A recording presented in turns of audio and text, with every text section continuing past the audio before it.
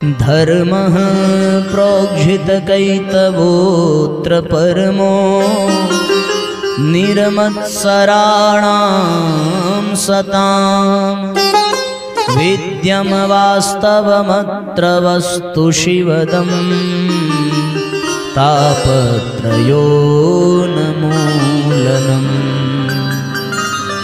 श्रीमद्भागवते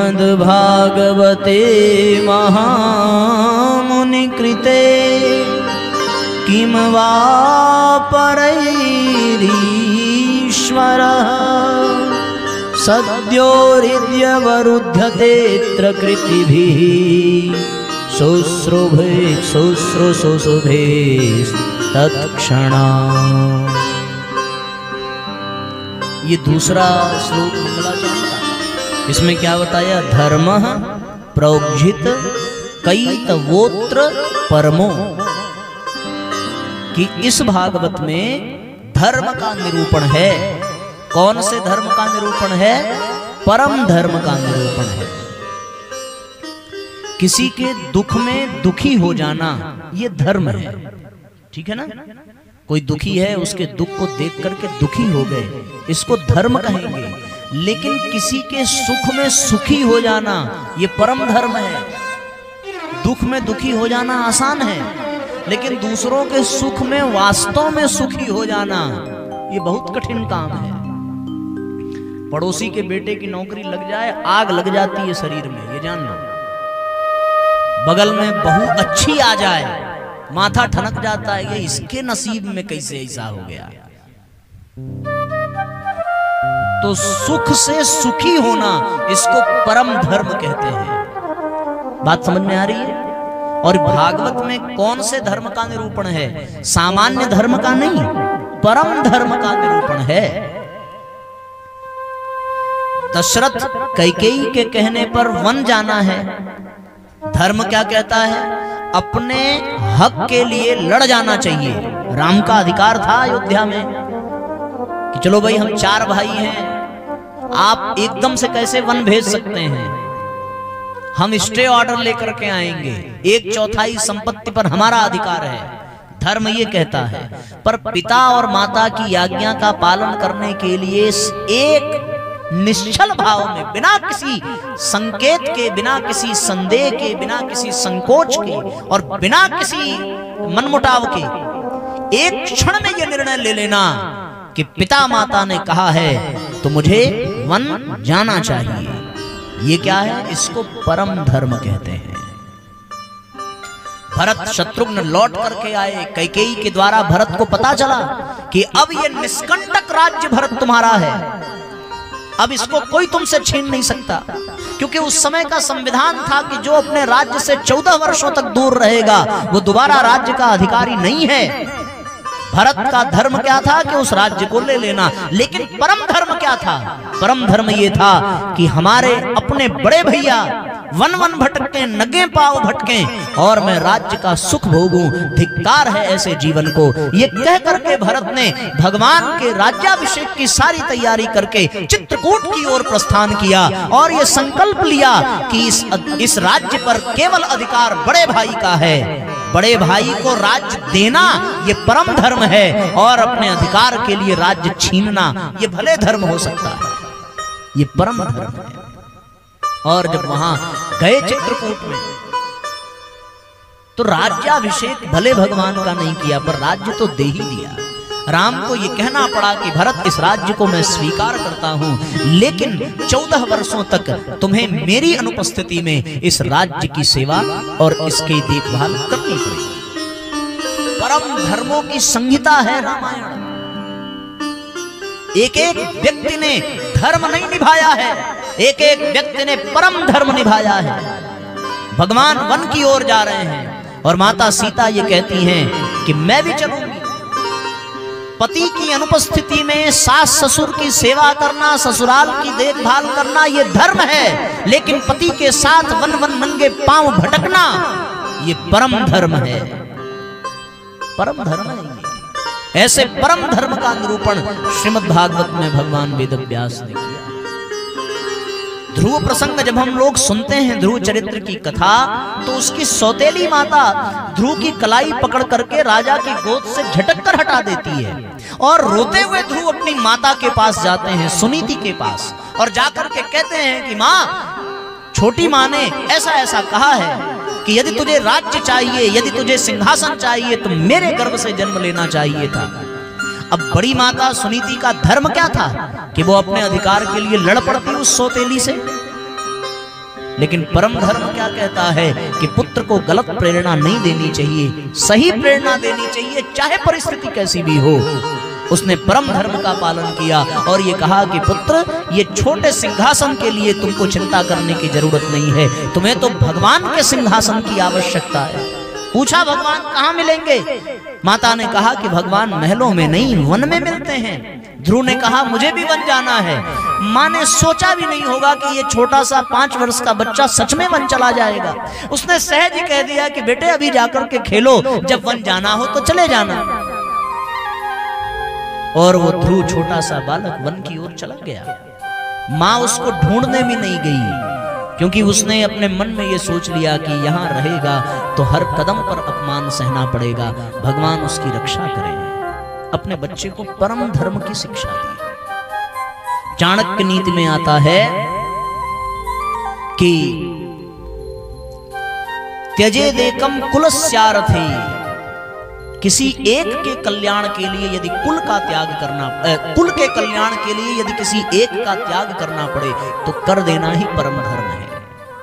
त्यजेदेकं कुलस्यार्थे, कुलम त्यजेत जनपदस्यार्थे, ग्रामस्यार्थे, गांव के कल्याण के लिए यदि कुल का त्याग करना पड़े तो कर देना चाहिए। ग्रामम जनपदस्यार्थे, गांव के कल्याण, जनपद के कल्याण के लिए गांव का त्याग करना पड़े तो कर देना चाहिए। और आत्मस्यार्थे पृथ्वीम त्यजेत, यदि आत्म कल्याण के लिए इस धरती का त्याग करना पड़े तो कर देना चाहिए।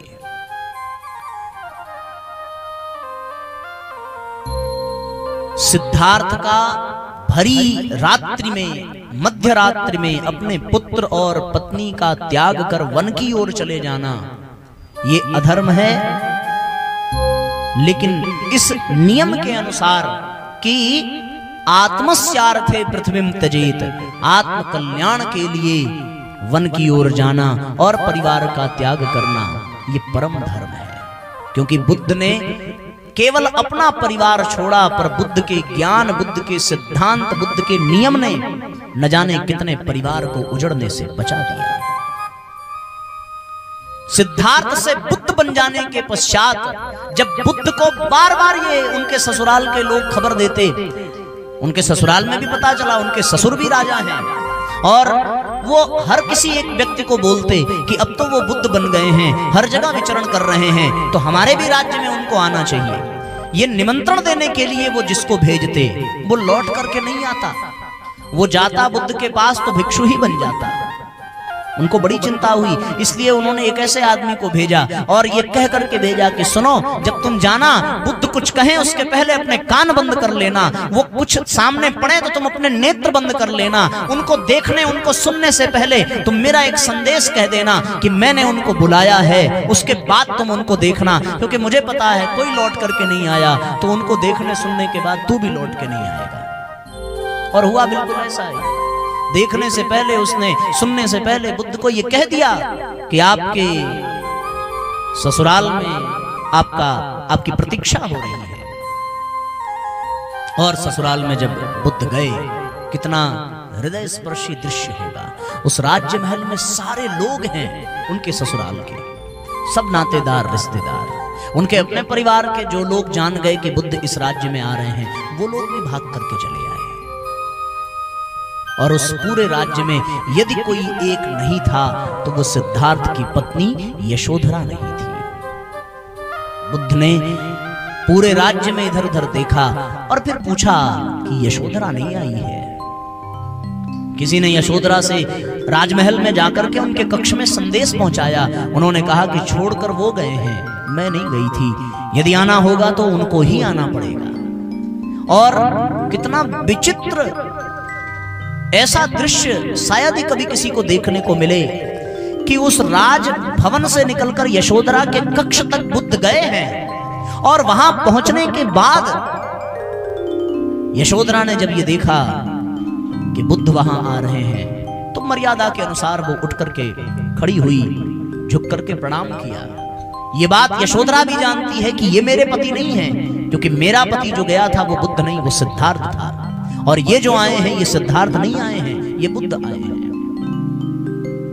अब जरा विचार करके देखो कि वर्षों के बिछड़े पति पत्नी आज एक दूसरे के सामने हैं। आज का अगर कोई पति पत्नी ऐसा आज का अगर हो तो वो इतने वर्षों के बाद पत्नी को देखेगा तो वो पहला वर्ड क्या बोलेगा? बड़े प्यार से एक ही बात कहेगा, एक्सट्रीमली सॉरी, मुझसे गलती हो गई, छोड़ करके चला गया। दूसरा वर्ड क्या बोलेगा? दूसरा वर्ड बोलेगा, आई रियली लव यू, मुझे अपनी गलती का एहसास हो गया, अब मैं वापस आ गया। पर वो सिद्धार्थ होते तो शायद ऐसा बोलते, लेकिन वो सिद्धार्थ नहीं है, वो तो बुद्ध हैं। और उनके मुख से जो पहला शब्द निकला आप कल्पना नहीं कर सकते। वो एक ही शब्द था, और वो कौन सा शब्द था? भिक्षाम देहि। एक शब्द। अपनी झोली फैलाई बुद्ध ने यशोधरा के सामने और कहा, देवी भिक्षाम देहि, सबसे भिक्षा ले रहा हूं, मुझे भिक्षा दे। और यशोधरा का त्याग देखो, यशोधरा का परम धर्म। अब पत्नी होती तो क्या करती? पहले तो इतने वर्षों के बाद देखती तो खींच के एक तमाचा मारती, काहे छोड़ के चले गए थे? तो छोड़ के गए थे तो शादी करने की क्या जरूरत थी? ये बच्चा कौन पालेगा? आपका बाप पालेगा, कुछ भी बोल सकती। राहुल नाम का छोटी सी संतान थी यशोधरा को, बुद्ध का पुत्र था।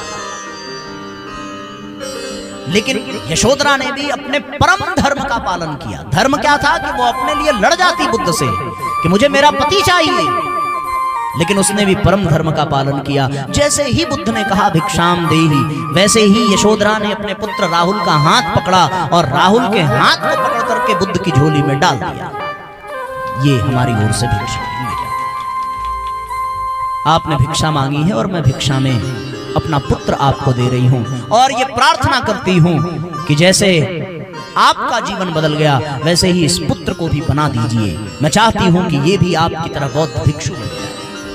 उसने अपना परम धर्म निभाया, और ऐसे परम धर्म का निरूपण इस भागवत में है। अब तो ये कहना ही पड़ेगा कि अब तक हम लोग जो भागवत सुनते आए, या हो सकता है भविष्य में सुने, तो वो नौटंकी वाला भागवत होगा। ऐसे भागवत को मत पसंद करना।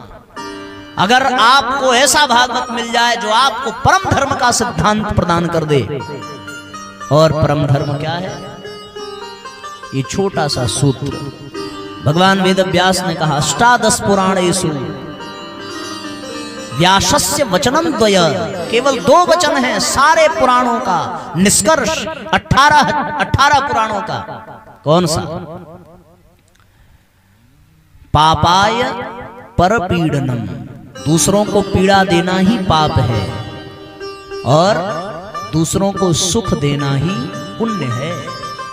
बस इतना ही परम धर्म है। परहित सरिस धर्म नहीं भाई, परहित सरिस धर्म नहीं भाई, पर पीड़ा सम नहीं,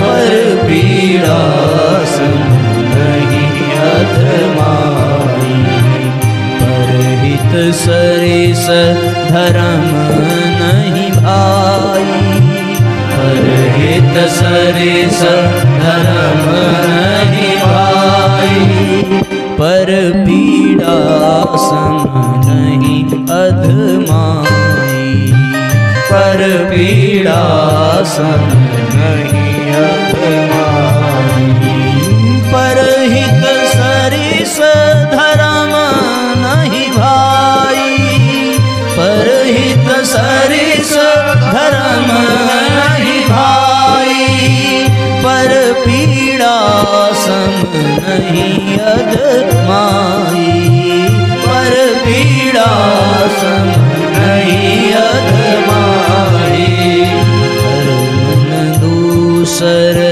सत्य समाना, धर्म दूसरे सत्य समाना। आगम निगम पुराण आगम निगम पुराण बखाना। आगम निगम पुराण बखाना।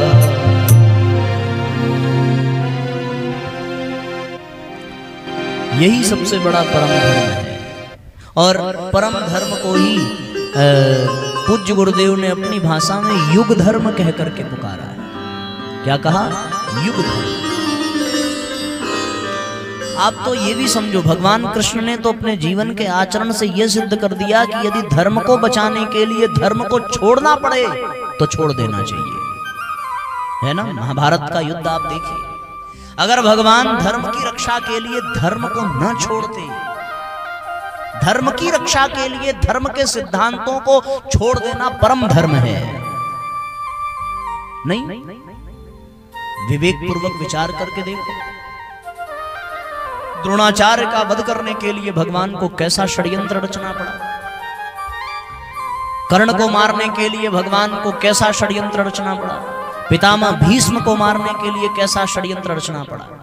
अगर भगवान युग धर्म का पालन न करते तो धर्म की स्थापना नहीं हो पाती, ये आप जान ले। इसलिए कभी कभी धर्म को बचाने के लिए भी धर्म का साथ छोड़ने की आवश्यकता है, तब जाकर के धर्म सुरक्षित होता है।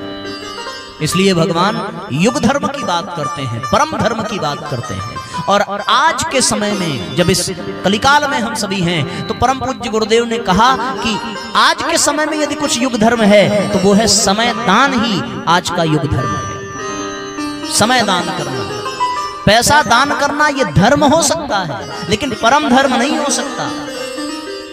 आज का परम धर्म क्या है? समय का दान करना। आप अपना समय दूसरों के कल्याण के लिए लगाइए।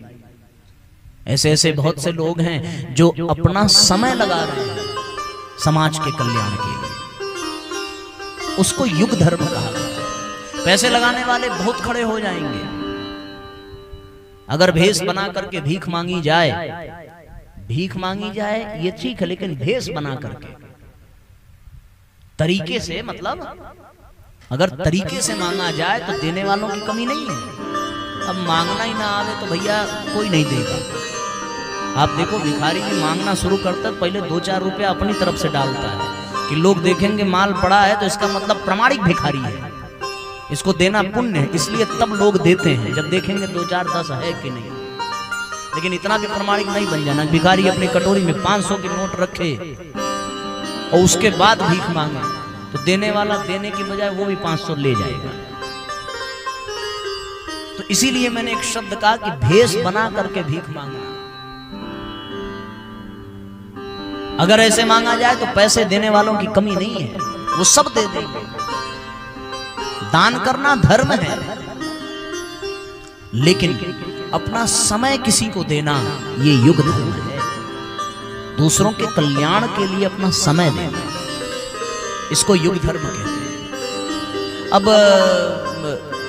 राम जी को समुद्र पार करके जाना है और सारे बंदर चंदा लगा करके भगवान को 2 लाख रुपया दे देते कि महाराज आप समुद्र पे पुल बना लेना, चले जाना, हम लोग सहयोग कर रहे हैं यहीं से घर बैठे बैठे। संभव है क्या? ये क्या है? धर्म तो है कि हाँ भैया राम जी जा रहे हैं और जंगल में हैं, उनका कोई है नहीं, उनके पास पैसा रुपया नहीं है, और चलो भाई सारे बंदर इकट्ठा करो। तो सब लोग 100-100 रुपए का चंदा लगाते, बढ़िया रसीद कटती और ले जाकर के सारा माल राम जी को दे देते और कहते प्रभु पैसा दे दिया, 2-4 मजदूर लगा के पुल बना लो, जाओ लड़भिड़ करके पत्नी ले आओ अपनी, बाकी राशन पानी की व्यवस्था होगी तो किसकिंदा नरेश हम हैं, अब देते रहेंगे सहयोग आपको, लेकिन हम समय नहीं देंगे। इसको ध्यान रखना। हमारे पास फुर्सत नहीं है, काम बहुत ज़्यादा है, राज्य का विकास करना है और यहाँ मीटिंग है और वहाँ मीटिंग है और इतनी देर तक ऑफिस चलता है और आजकल 31 मार्च तो क्लोजिंग का भी समय, हम समय नहीं दे पाएंगे। इसलिए कथा अगर करानी हो तो भैया मार्च के बाद कराना, लगन उगन बीत जाए तब कराना। लो कहते भी है लोग, लगन बीत जाए तब कराना, तब तक टेंट भी सस्ता हो जाएगा, साउंड सिस्टम भी सस्ता हो जाएगा, तब तक लगन उगन की व्यस्तता नहीं रहेगी। आप ऐसे कथा कराना है तेरी की, ऐसे लोग कहते हैं। मार्च वाली क्लोजिंग बीत जाए तब करना। अब बताओ जरा, तो बंदरों ने क्या किया? बंदरों ने परम धर्म निभाया। पैसा नहीं दिया, क्या दिया? समय दिया। कल्याण हो गया उन बंदरों का। जटायु अगर धर्म केवल निभाता तो कैसे निभाता? सीता जी चिल्ला रही हैं और दूसरी ओर राम जी ढूंढ रहे हैं, तो सुना है कि 100 योजन तक गिद्ध की दृष्टि जाती है। तो उसको पता नहीं होगा, अगर वो अपनी दृष्टि घुमा करके देखता तो राम लक्ष्मण कहाँ खोज रहे हैं, पता तो चली जाता। एक तरफ सीता जी को लेते हुए रावण को देख रहा है और नजर घुमा करके देखता तो 100 योजन के अंदर ही तो राम लक्ष्मण मिल जाते हैं। उसका धर्म क्या था? धर्म तो उसका ये था कि 1-2 बार रावण को कहता, अरे भैया अकेली स्त्री है, प्लीज ऐसा अन्याय मत करो, प्लीज छोड़ दो, जाने दो, इससे कोई गलती हो गई हो, अब गलती इसके हस्बैंड से हुई है, उसने तुम्हारी बहन को काहे बेचारी को परेशान कर रहे हो, आप इसको जाने दो, हम हस्बैंड का पता दे रहे हैं। एक तो धर्म ये था।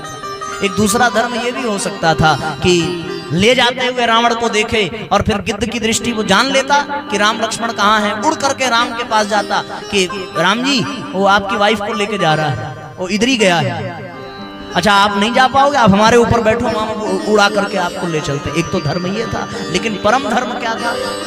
परम धर्म ये था कि बिना सोचे, बिना विचारे, बिना लाग लपेट के मेरे देश की स्त्री के इज्जत पर आंच डालने वाला दूसरे देश का आतताई, उसको हिम्मत कैसे हुई? और वो जटायु उस महापराक्रमी रावण जो त्रिलोक का भी रहता है, देवता भी इससे डरते हैं, बिना अस्त्र बिना शस्त्र के वो जटायु लड़ पड़ा और एक क्षण के लिए रावण को अचेत भी कर दिया।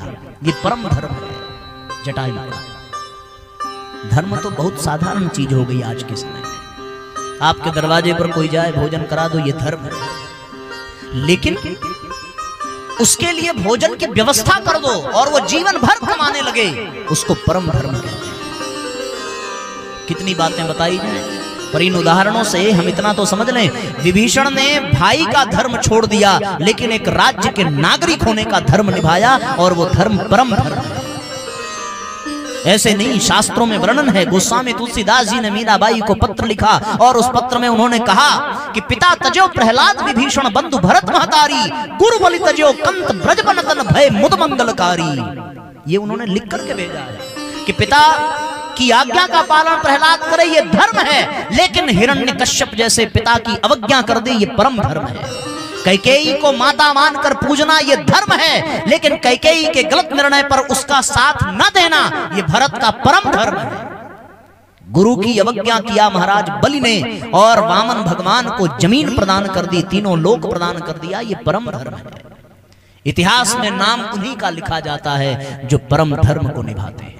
भगत सिंह को हम लोग कभी नहीं भूल पाएंगे क्योंकि उन्होंने फांसी के फंदे को चूम लिया, यानी परम धर्म को चूम लिया, राष्ट्र के कल्याण में जीवन की आहुति दी। इसको परम धर्म कहते हैं। अब परम धर्म को समझना हो तो फिर ये भागवत आदि शास्त्रों का अध्ययन करना पड़ेगा और 7 दिन में आप परम धर्म नहीं समझ सकते, ये भी जान लो। आप लोगों ने देखा होगा ना, कोई मूवी आती है तो उसका पहले ट्रेलर दिखाया जाता है। वो ट्रेलर, मूवी 3 घंटे की होगी, ट्रेलर 3 मिनट का होता है, समझ रहे हो आप? तो उसी तरीके से हम लोगों की जो मूवी है वो 7 जन्म की है और ट्रेलर 7 दिन का है, वो समझ लो आप। ऐसे ही हम लोग इंटरेस्ट पैदा कर सकते हैं आपकी भागवत में, इंटरेस्ट पैदा कर सकते हैं राम कथा में, लेकिन पढ़ना तो आपको ही पड़ेगा।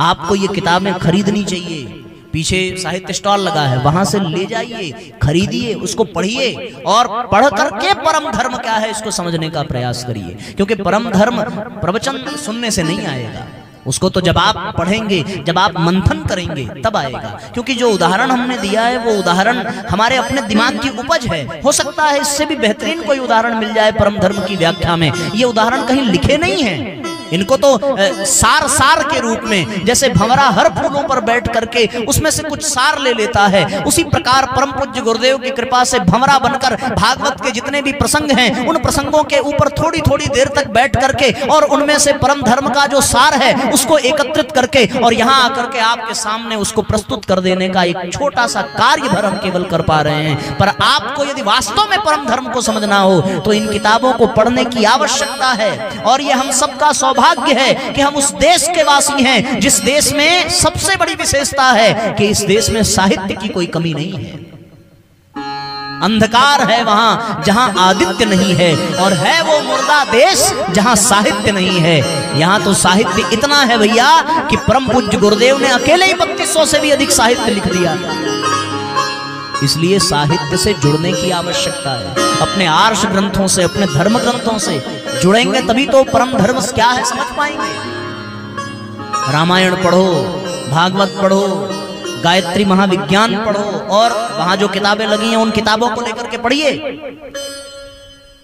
कितनी सुंदर बात है, हमारे यहाँ गीता प्रेस गोरखपुर की कितनी गजब की संस्था, बहुत अच्छी अच्छी जितने भी आर्ष ग्रंथ आज हमारे समाज में जीवित हैं, उसके लिए गीता प्रेस गोरखपुर को इतना आभार देना चाहिए कि उसकी कोई तुलना नहीं है। उनकी कृपा है कि हमारे समाज में सनातन धर्मावलंबियों के लिए ये आर्ष ग्रंथ आज भी विद्यमान हैं। दो ही संस्था ऐसी है जिन्होंने बहुत लागत मूल्य में, बहुत सस्ते मूल्य में इन भारतीय साहित्यों को संजो करके बचा करके रखा है। एक संस्था गीता प्रेस गोरखपुर हनुमान प्रसाद पोद्दार जी के द्वारा स्थापित की गई, और एक संस्था गायत्री परिवार जिसमें परम पूज्य गुरुदेव के द्वारा लिखी हुई पुस्तकें हैं। वो एकदम लागत मूल्य पर आपको केवल कागज और स्याही का मूल्य लिया जाता है। यही दो संस्था ऐसी है जो ये क्रम करती है। विचार करके देखिए, बात समझ में आ रही है। इसलिए परम धर्म को समझना है तो इन कथाओं को, इन साहित्यों को पढ़ने की आवश्यकता है।